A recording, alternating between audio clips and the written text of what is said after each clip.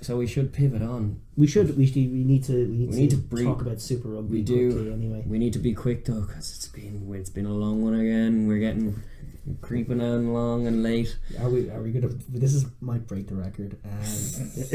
Listen, sorry guys, and sorry to Super Rugby fans. We'll do a better effort of covering your, especially post Six Nations. We'll definitely have that relief to do that. Definitely, definitely. It'll be taking precedence later. But in terms of even in scheduling it as a news thing, like Super Rugby in week 3 isn't quite the entity that it is in the later seasons, and knowing that.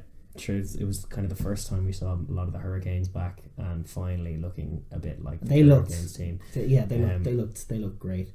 I only got a chance to see really the highlights of all of these games. It's the first time that I've ever not actually managed to see any Super Rugby over a weekend. Like that's just it's been busy times, but that's a frustrating point. We will make a better effort of getting on it as the times go by. Yeah. That said, in terms of just from a news point of view, breaking down what happened, I saw all the highlights obviously, and the Canes doing a serious job and sort of putting water on the Brumbies fire. And the Brumbies coming up with some classic last year Australian conference plays in the losing of that game. Some of the turnovers, there's no need to cough it up in such a spectacularly bad fashion, as they all kind of were. They were pretty catastrophic howlers that led to gifted tries. Now that being said, Hurricanes looked. They play with a lot of pressure and pace, and then they exploit every mistake. Yeah, they pounce on the air. It's been almost a haze so far in Super Rugby in terms of just seeing New Zealand teams outside of the Crusaders not really look like New Zealand teams at all. Yeah, just look like flounder-some, throwy ball around, kick-a-belly boys.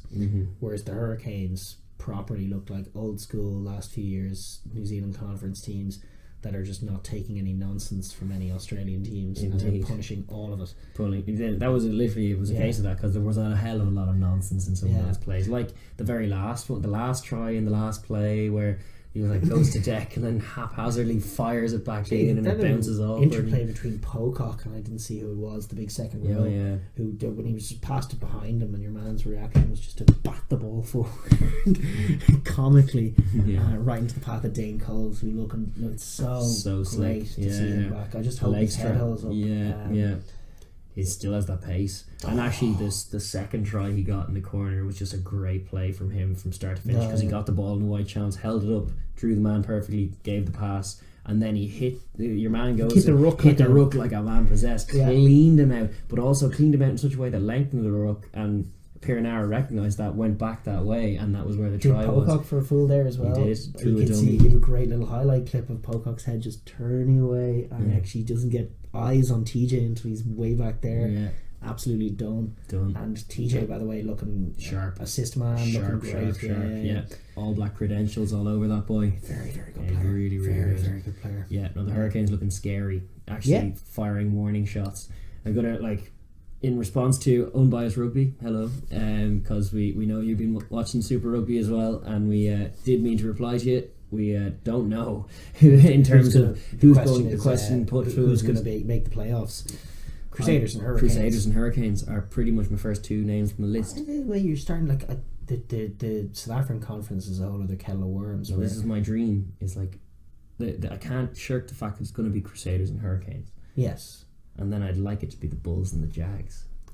The Bulls and the Jags. I like the Sharks as well. The Sharks got a lot of criticism for that game against the Stormers, which was allegedly not that good a game. 16-11 defeat at home. That's pretty tame for a side that started. But then that always happens with the SAFA conferences. They take scalps off each other, and it's very hard. This is why it's such an argument against rugby maths in that regard. Yes, the South African conference, your mind is broken. Exactly, you can't. The Jags are as bad as anyone for that. They are. They throw spanners in the work that way as well. So the Jags never beat. The Jags can't beat the Lions, but they always beat the Bulls. But the Bulls can just beat the Lions in the line, and it's all that kind of stuff happening all the time, all season long. Meanwhile, the Sharks look class, and then they lose to the Stormers. Who got hammered. The Stormers got hammered on week one, but then by the Bulls, and then now they're actually confident. To be fair, the Stormers the easiest way to judge this is to look at who's playing in these teams. On paper, the best team is the Bulls with Dwayne Vermeulen back. That's what I feel as well. Coming through, Pollard. Jesse Creel. I mean, there's a lot of proper players. And your historical precedent tells me that they mess it up somewhere along the line. Well, but then that's recent history. I mean, there are the most successful franchises. They only said over one thing in the Brian Abana days, and that's like that's like the like when the Lions have been successful. It is actually it was a game changer when they first started to play with their expansive rugby and Yankees came in and everything else, but it was also indicative of a time in South African rugby where they weren't quite themselves and they weren't doing things right and they weren't getting any trophies. So having the Bulls back with a proper identity of physical rugby is a good thing, and I'm the big picture is going to be when the Bulls like you're gonna see a clear leader emerge when they start playing the teams from Australia and New Zealand. That's going to be the curious pictures to come. And the Sharks, who I had optimism over, Nathaniel Am bagged another try. He's a very good player, but they're getting a lot of criticism. Catch pass apparently just isn't there, despite everything. Like, they have good physicality, they're good defensively, they're relatively structured, but just general attacking shape is not what it should be. Fair enough. It could be like it's still early days. That's stuff that can get sharper with time. But if that's still a very tame warning sign of a home defeat early doors. So hard to say. It definitely puts. It's certainly not something to be glossed over. No, it'd be more like picked apart at this time and a few bollockings dished out because they're richly deserved. They just personnel wise as well. They haven't got like superstars there. They've got Kerwin Bosches and a bit of hustle. I always liked the Sharks, but I don't know if they're playoff material, where the Bulls on paper certainly are and should be, and that's why it's a perpetual disappointment to see them flounder and throw results away, and enough of them to add up to not making the playoffs, which is a very annoying thing. It seems crazy. Or like make the playoffs just put in an impossible scenario where you're going to the Crusaders or something. Getting it done in a controlling, domineering fashion and then scoring the late Gloss-giving try against the Lions in Ellis Park is a statement. That's a statement-worthy behaviour. And it could optimistically it could be a bit of a sea change that Razzie's already ushered in, kind of filtering the Lions out of the bag. The Lions that were filtered into the national team kind of got filtered back out. I tell you, one of the stories from that game was Malcolm Marks getting outplayed by Skulk Brits. The unageable man, Skulk Brits, who was just eternally been a baller, is definitely going to be in the mix. He's got to be in the conversation. He's never put a foot right. Like, surely over Bongi and Banambi. Yeah, possibly actually. After some of that shenanigans. Well, we know Razzie's not a fan. Razzie's not a huge fan, no. So he's definitely in Ireland. Like, he's such a quality rugby player. He's closer to the Keith Wood model than your man, that American lad. He's just consummate baller, can play all the positions, probably can kick it if it comes to it as well, knows the options. 100%. Yeah, he's definitely a quality operator. But it was an interesting game. I'm very happy to see the Lions lose at home because they've been an eternal problem. And I tell you what, there's a weird thing with them as well, where they're playing. Like, the thing that frustrates you about the Lions, there's a few things. First of all, they were the makeup of that terrible Springbok team. Alistair Coetzee Springbok team that damaged the reputation of the Springboks, lost games by comical amounts, and were all over the place, higgledy-piggledy, bad halfbacks, bad everything. From an Irish point of view, I just remember them coming to Dublin in November and losing 38-3. And 3 points of which they kicked at 14-0 down into the second half. And I'm just like, what am I looking at here? I'm watching the Springboks. What's going on? And they 57-0 against the All Blacks at home as well. It's something else. And but they are. They also made Super Rugby playoffs with crazy fixture lists, a load of home games, never having to go to New Zealand, with a massive home advantage of being at altitude. It all just felt tiered for them. And again, I'm looking at them this week. They've got 2 losses already, but they're playing the Jags at home, having already played the Jags and won in week 1. It's week 4 and they're playing them again. Strangling someone. Go to the Crusaders and lose. Yes, for God's sake. That is way past you. Go get over there. To be fair, they did that last year in the final. I know, but it's like it shouldn't come to all that every year. They should be. They just play a game outside your conference that isn't against the Rebels. Yeah, albeit the Rebels could be cheeky for them this time. Rebels could be, but they're an outside shout for the Aussie conference. They are. They had a win over the Highlanders. Which is a big scalp for them. To be honest, in the context of Rebels history, that's pretty huge. They look a decent team. They do. It looks like a good plan. Hoovering up. Quaid is working. I tell you what, he's looking making more plays. Johnny Cipriani than Quaid. Very much. He's just kind of calmly doing his job a bit better and still bringing those techers to the fore. He had a lovely tip-on pass for Jack one Maddox. of the tries. And Maddox is another quality player. Yeah. Proper finisher. He's a really good winger. Just gets it down more often than not. Also shout out to we mentioned earlier on, but Dane Coles for his absolute winger's finish as well. For that try is whoa, love it. Incredible. Yeah, he's just a phenom. But the Rebels. Really exciting. This year they just look competent, which is great to see. Because it's just been for too long. The Aussie Conference has been anything but competent, and too many plays that are not even rugby plays. Just terrible stuff. I tell you, I'm looking at Brad Thorne and I'm thinking, the Rebels have become this great team. I'm thinking this could have been you guys when you took over. You could have built this team that's being built now by the Rebels. Could have assembled these players. Could have got Carmichael Hunt and kept him in there. You've instead opted to go route. Grunt and to be fair, not entirely. The halfback they have there, I keep forgetting his name, but his new number 9 is a bit of a baller and plays fairly quickly. I got it. It's not he bungled the management of Quaid in particular. I think he wanted Quaid out for other reasons that are not necessarily rugby related all the time. And I do think he was wrong in that regard. But that being said, I'm actually encouraged by the Reds too. In what I'm seeing this year compared to the end of last year, I feel like there is a bit of growth. It's definitely a different identity, but I'm not necessarily sure it's for the worse. And do you know why? Again, competence is the word I'm looking for. I'm not even in the Aussie rugby. I'm just looking for competence before even competitiveness. I'm looking for competence because for too many years we weren't getting either. And so much inept rugby, the kind of plays you'd never even dream of seeing because they're so bad. Everyone knows not to try this thing that you just tried, and now it's another try, and even hat tricks for all the boys, all the New Zealand boys getting hat tricks every week. It's like Lau Mape's in for 3. Why did that happen? No, I hear you, and it's definitely improvement across the board in the Aussie Conference seems to be the crack. Although the Brumbies, for all of their optimism, are the loosest of all the Aussie teams. What actually seems to have happened as well, because the Aussie Conference is one thing, but in New Zealand Conference, the Brumbies' false dawn was due to the Chiefs, who have really fallen off a cliff now. They look rubbish. Home defeat against the Sunwolves. This is what happens, though. I mean, I think we can put this one at the feet of the money, the interests in Europe, who took what was a very good Chiefs team and broke them up. But there's also some weird stuff going on where there's a load of out halves playing in other clubs. I think the Highlanders have 3 very competent out halves on the bills. They're Bryn Gatland, Marty Banks, and Ioane as well in there.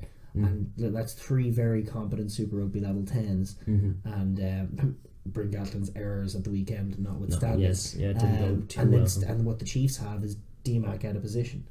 That's just one symptom of that's a strange one. In terms of New Zealand are actually usually quite good at spreading their players out in such a way that everyone's getting good game time. They have something of a draft system going on usually, but that seems to be an oversight, all right. And the Chiefs, I don't know how many players, you could list off that whole team.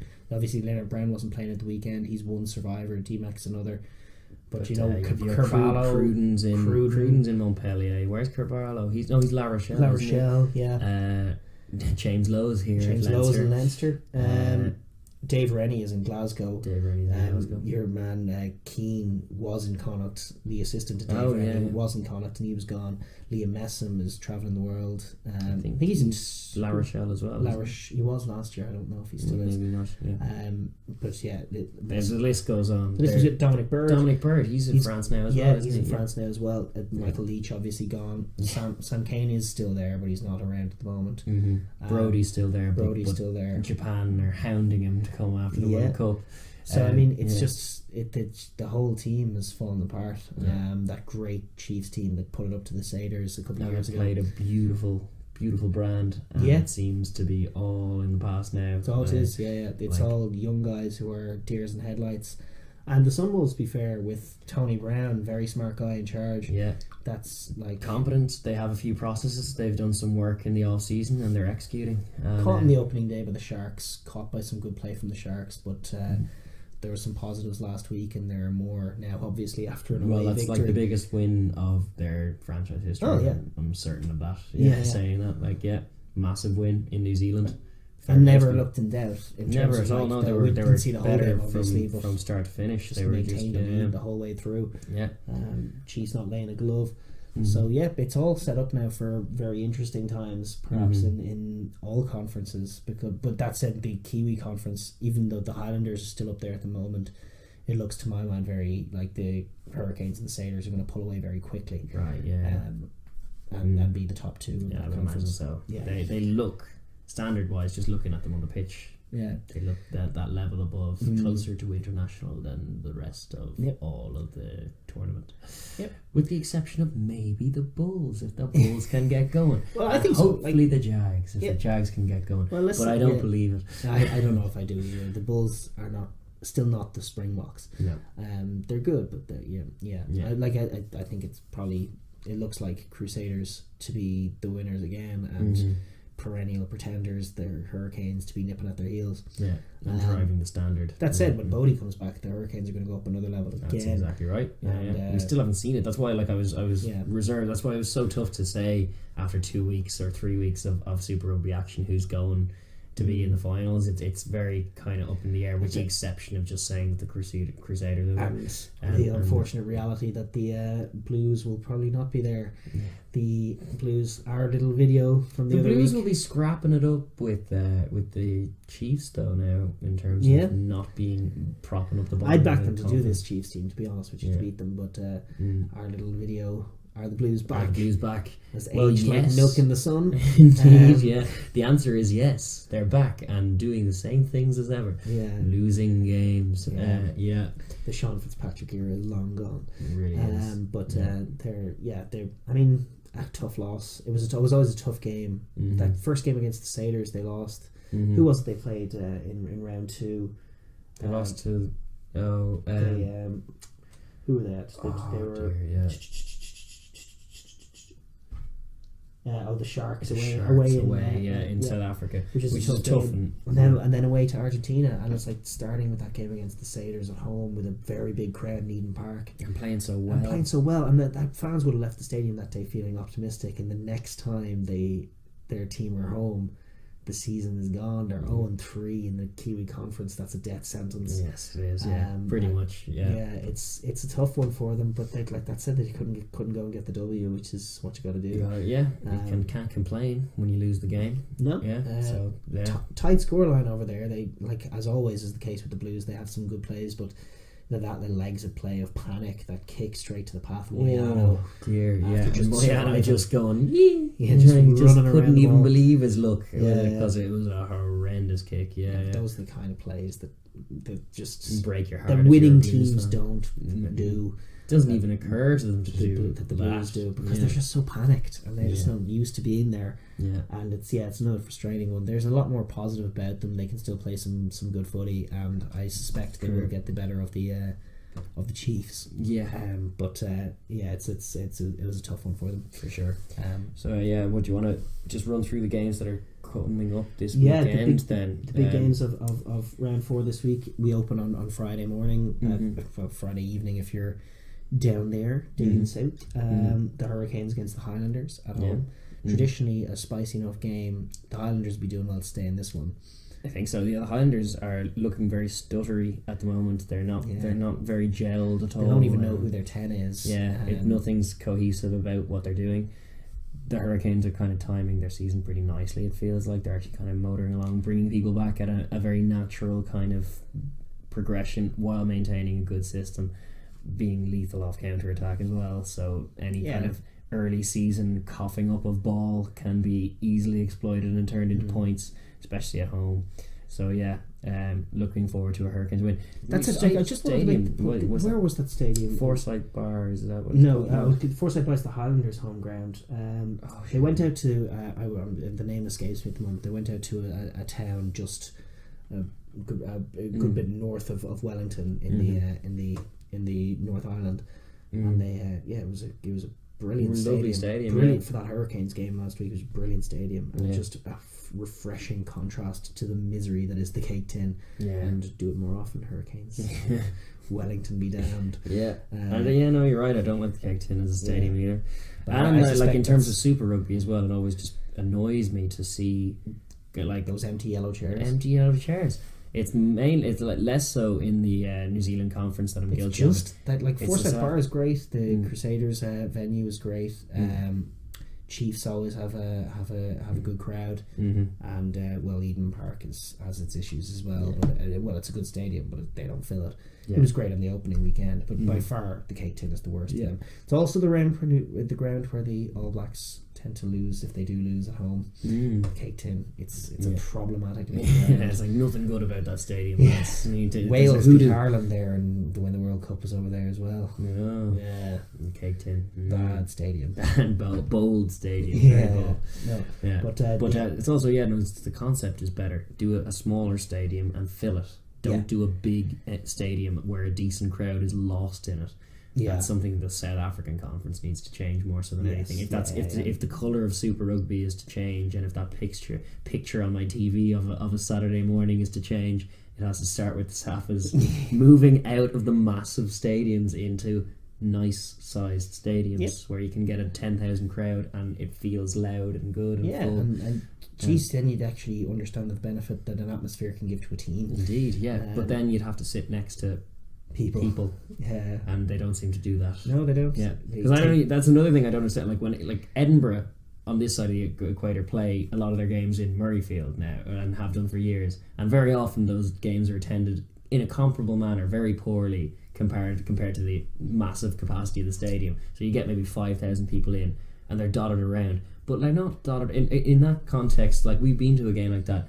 They huddle together, and it's like the same little part of the stadium where all of them are. And then the rest of the stadium's empty. But not in South Africa. In South Africa, it's like we have 5,000 people here, and they're all just dotted around. 5,000 people.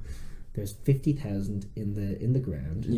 So that means there's 10 chairs per person. So I'll use these are my 10. These are my 10, and then that's you stay out of my 10 chairs. Get away from my 10 chairs. It's so weird. I don't know. I don't understand. I get to put my drink on this chair, and I get to put my shoes on this chair. The flag goes here. Of course, a little border wall around the edge of my 10 chairs to make sure nobody gets in. That's mad. That setup. It's probably the worst thing about Super Rugby is the atmospheres can suffer in some venues. Forsyth Bar is still great. Yes, it is. But and that little stadium that in Australia, where were they playing? Was it when the Taz moved out of? I can't remember the name of that stadium too. But it was good. The stadium in Perth used to be great.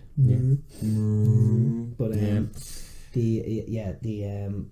big games of the weekend. Rebels playing the Brumbies. That'll be a good one to watch. It'd be good to see the bit. I'd like to see a statement from the Rebels. I would love to see it. Well, you just similar to my thing with the Lions. You and the Brumbies just don't see eye to eye at all. It was very similar Brumbies performance when the only bit of positivity they got was one of those line out mauls. They managed to get one of those line out. They always revert to type when things go wrong. They're all their pretense, but they're still loose and poor this year. They're not doing anything.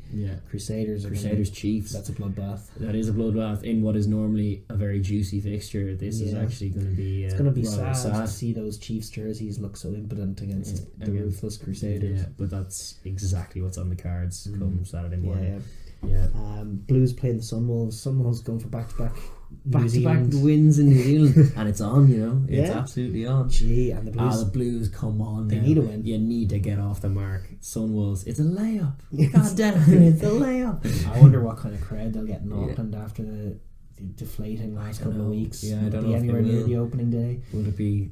You'll be hearing Sunwolves chants. Could you imagine such a world? Well, they have their travelling faithful. Taz v Reds is a game already being described as on this Saturday. Another one with Australian Conference credentials. I would quite like to see the Reds do that. Well, Taz coming off a bye. Taz have promise as well. Carmichael Hunt and their Iceman Bernard Foley missing winning kicks, but they've got. I just get annoyed. They have different reasons for the Taz though. I just don't like the Aussie unions emphasising the Taz overly and at the expense of others. So I quite like seeing them getting taken down a peg or two here and there. Just out of my own selfish down all malice. The pegs, man. Yeah. They don't have any pegs left. No, it's true. But they do have Izzy Folau. He's quite a peg. And Curtly Beale. Yeah. No, listen, they can still play ball. This is it. And I would tip the Waratahs. I think the Waratahs are going to win it. I would like to see the Reds put up a good performance and make it a competitive game. But I suspect the Taz may win by closer to 10 or 15. Lions v Jags is a disappointing fixture, and I'd hope that the Jags do it. Jags, they won't. They won't win. Not against the Lions in Ellis Park. They didn't do it in Buenos Aires either. But yeah, it's just mad that this game's happening again so soon. Crazy. What is going on? The Lions don't ever get to leave South Africa. Well, they do play the Sunwolves are back to back in New Zealand, and they're doing bloody well with it. And meanwhile, the Lions are playing the Jags twice, and they still have 2 losses. They've lost every game that hasn't been against the Jags. It's true. Then the big game of the weekend for the South African Conference is between Messers 1 and 2, Bulls v Sharks. Yeah, and that is a tasty fixture. I would like that. That is a good one because the Sharks will look to bounce back. The Sharks have some good defensive hustle. They'll cause them problems. Yeah, against Korean is the big matchup. That's a good matchup. Yeah, see, this is it. There's all kinds of Springbok kind of credentials on show. And little kind of World Cup problems and conundrums that are being explored. Yeah. So that's why it's interesting. The SAF conferences and the derbies they're in are going to be interesting. Yeah. Not just for superhero jerseys. Yeah, exactly. And while the Super Rugby superhero jerseys are interesting, we're 4 rounds in now. I'm sort of getting into it. I'd be excited to see some non-domestic matchups for the South African teams, which is yet to happen. When are they going to start playing some Kiwi teams? Those are the fixtures I want to see. So hopefully. I'm just going to click into round 5 and see if that is what's going to happen. Mysterious, unveil some of that. Storms, Jags. No. Dirt. Not happening. When are the South African teams? The Lions get to play the Rebels though at home. Woo. Yeah. Come on, Quaid. Come on, Quaid. Rooting for Genia hat-trick. Yeah. Oh my god, that's ridiculous. I know, the Lions have no hard games ever. It's so silly. It does undermine the tournament quite a bit because it just feels ridiculous. Really, it does. It's like compared to someone. Guess what the game after is? Sunwolves. We're just podcasts on hold. Not that anyone's still going. We're still going for some reason. But I'm just going to keep looking at the Lions fixtures. Yeah. They ever have a hard game, the Lions, and then they have a bye week because you would need a rest. You would need after all that. Yeah. Are they in New Zealand at all this year? Well, I'm down to round 8 and they're yet to play a Kiwi team. Home against the Sharks then in round 8. This is unbelievable. Away against the Brumbies. That's their first trip to Australasia. Other than the Sunwolves, away against the Brumbies in round 9. Get to round 10 and they're away against the Chiefs. Can you believe it? They are going to New Zealand, but it's worked out Crusaders. Well. Round 11. Round 11. Well, mark it in the calendar, boys. 26th of April. Okay. That's the day to watch. Yes. The Lions have to go to Crusaders. That's good. Yeah. At least there's that happening. They are going to New Zealand this time. And I tell you what, they're going to if I don't know if the fixture list continues, but they'll struggle to make the playoffs to keep dropping points domestically with the trip to come later in the season. It's true. I do feel there's been a tapering off in that, like a bit of a sea change. No, I would like to see the Bulls and the Sharks kind of take the reins a bit and try and spearhead something. With the Lions still fully capable of trying to rediscover some of that form, because then suddenly if you have 3 of them firing, then you're rolling into the World Cup with a lot of optimism and a lot of good headaches about selection and stuff, and it just never helps to have one dragging them along. Listen, that's Super Rugby. Thanks for watching the Overlap Rugby podcast. If you want to subscribe, there should be a button up here. Don't forget to give us a like and share with your friends, and please leave comments down below. We love the conversation. Thanks.